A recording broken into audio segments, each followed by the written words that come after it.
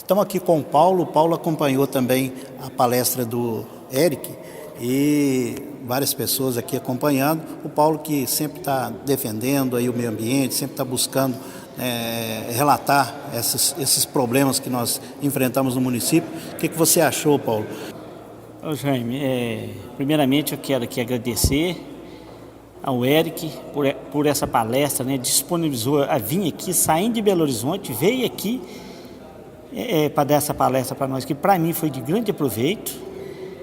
E quero dizer para você, Jaime, que eu fiquei muito triste, porque uma vez eu sou defensor do meio ambiente, tenho levado os problemas tanto para o Executivo quanto para o Legislativo, e fiquei muito triste por não ter nenhum representante do Executivo aqui nesse momento.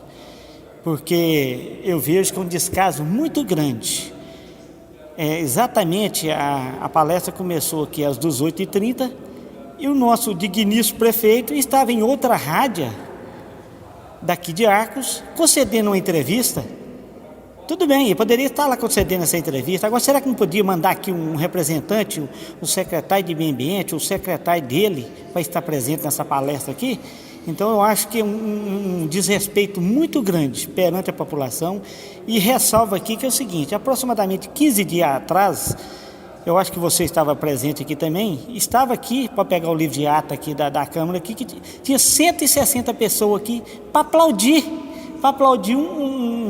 uma fala ali, você entendeu, do secretariado da atual administração.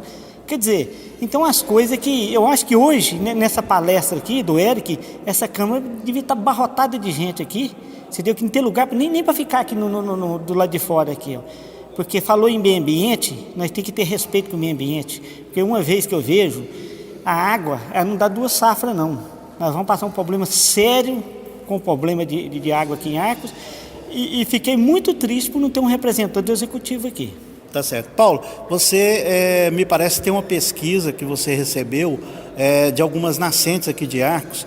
Como que foi essa pesquisa? Como que deu o resultado dessa pesquisa? Tem sim, Jaime. Inclusive ela está na minha mão aqui, né? Faço questão de mostrar ela. Está aqui, feita pela Copasa, a pedido do Ministério Público. Eu estive presente com o representante da Copasa aqui, que é o gerente da Copasa. Eu estive com ele, coletando essas amostras de água. O resultado saiu dia 24 de agosto de 2017 e está aqui, ó. Foram bairro São Pedro, na mina d'água lá do bairro São Pedro.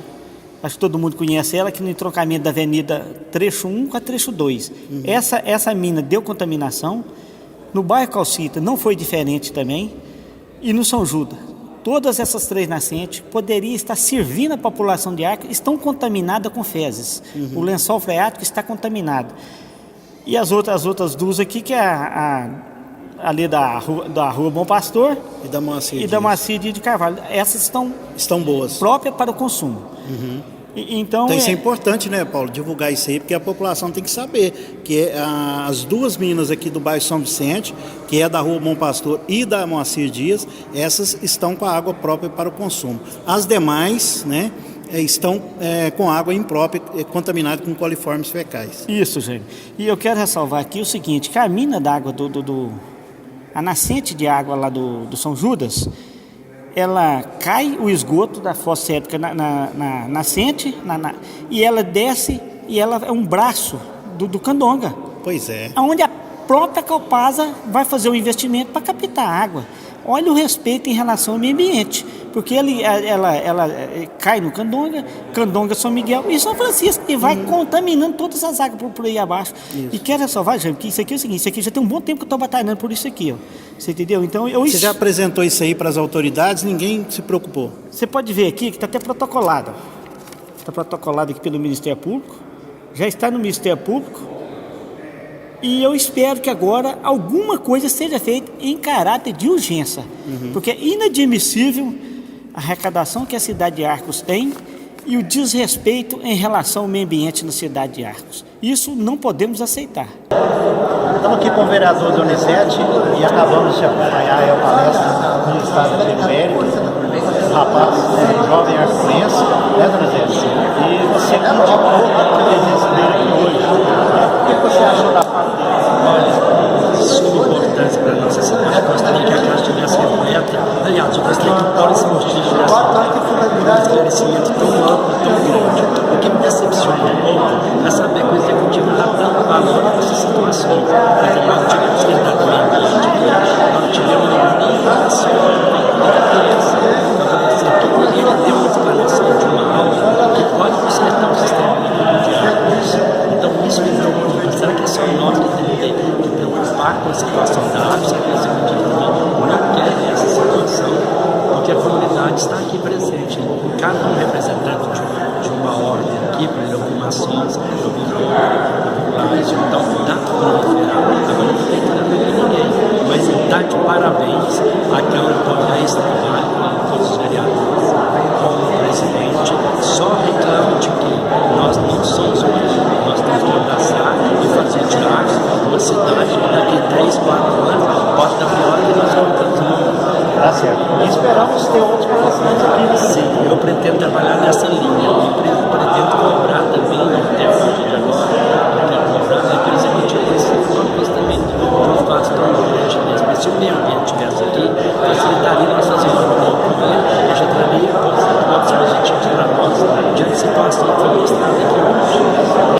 O Eric fez um trabalho aqui bastante interessante sobre a questão da água e do nosso lençol freático e apresentou esse trabalho aqui aos vereadores e também aos populares. Eric, primeiramente, parabéns, tá, pelo seu trabalho, obrigado, pela explanação que você fez aqui, e a gente espera que esse trabalho tenha contribuído bastante com as pessoas que aqui estavam. Parabéns, então. Obrigado. E a pergunta que eu faço, o problema da água em Arcos tem solução? Tem que ter, né, na verdade, não tem opção.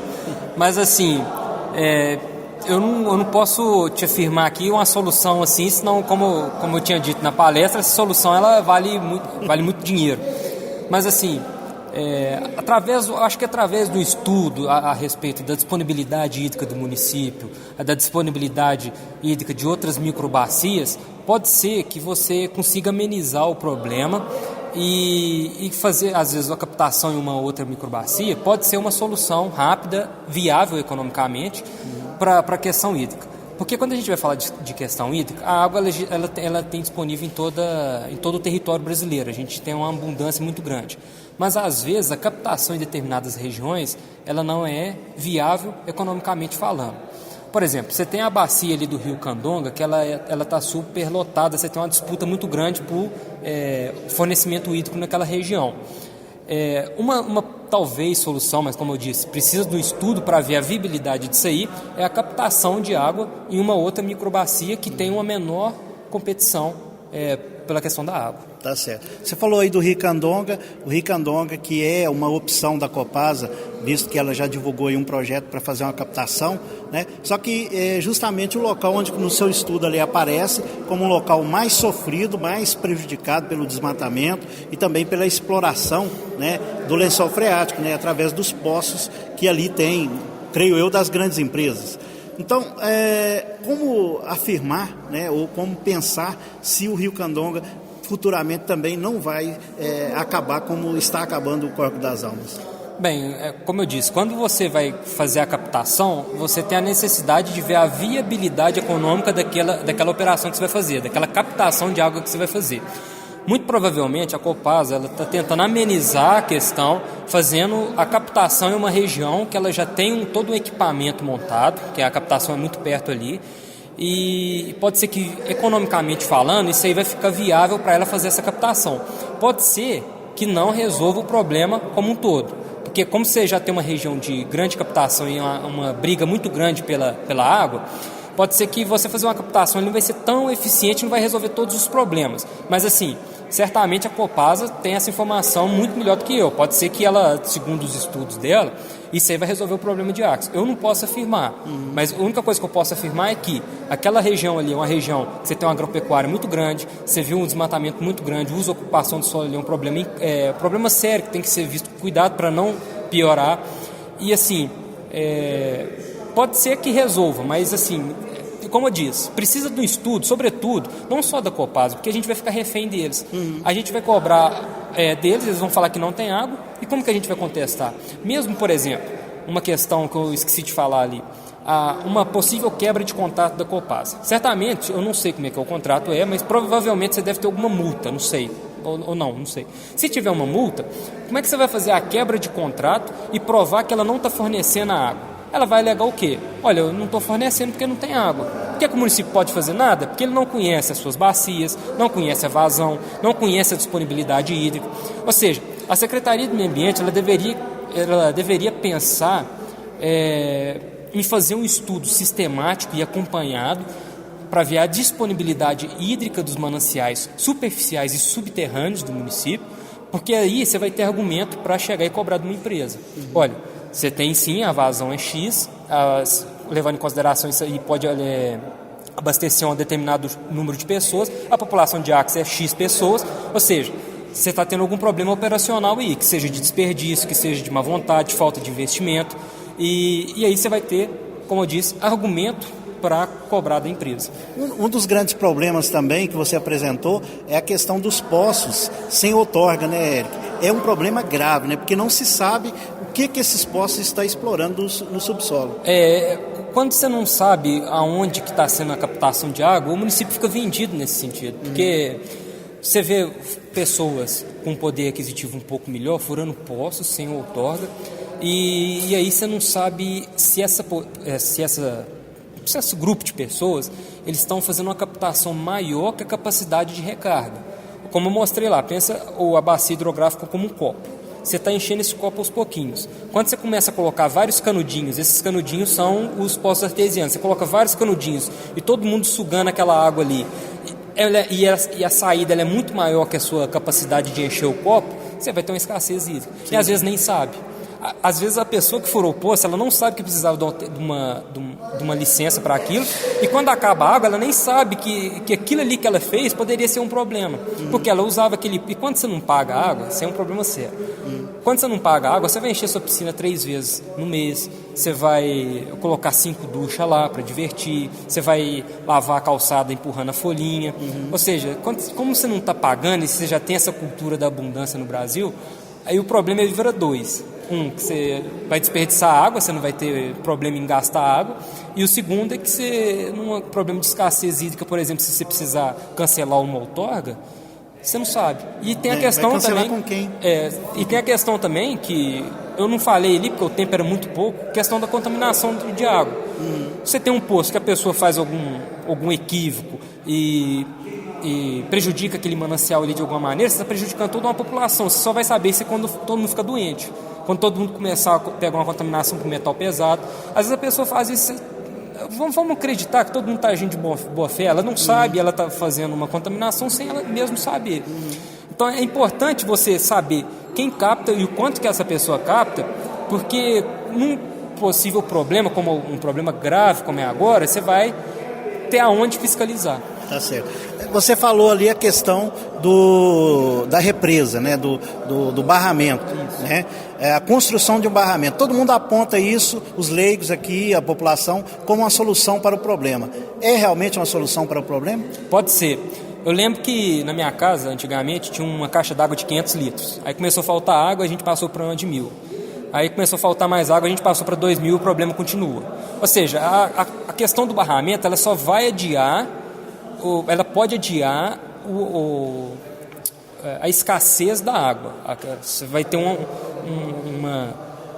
uma disponibilidade maior durante um tempo. Mas quando você tem, por exemplo, um regime de chuva muito baixo como este agora, o uso do solo inadequado, desperdício de água, pode ser uma coisa plausível ali naquele determinado momento.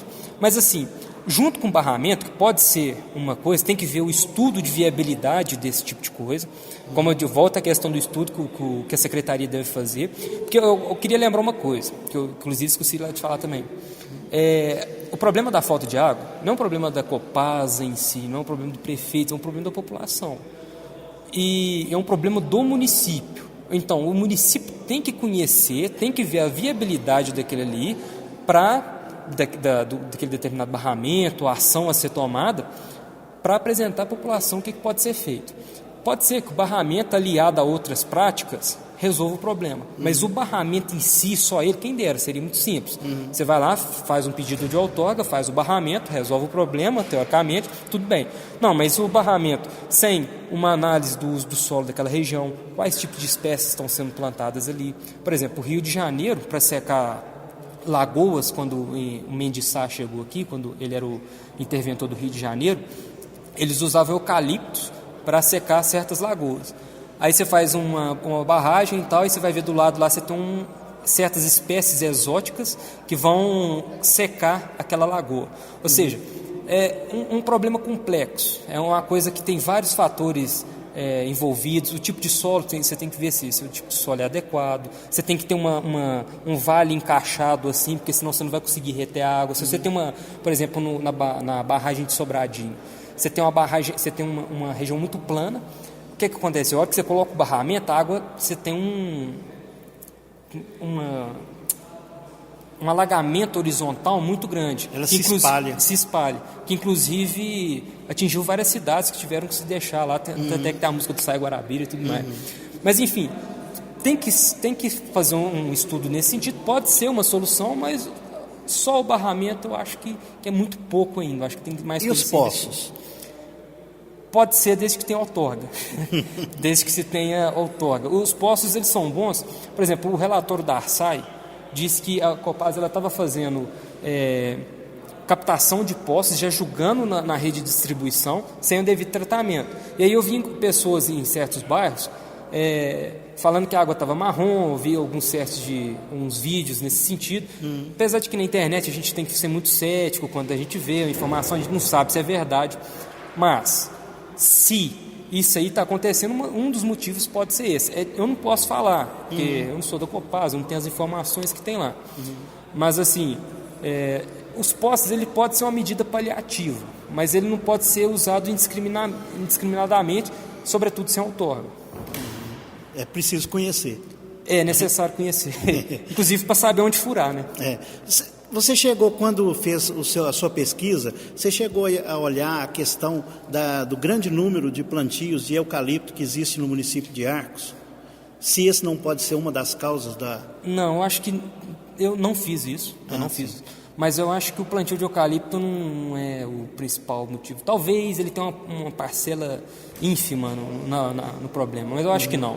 Até mesmo porque normalmente as plantações são afastadas da região de captação, mas eu não sei de dizer isso não.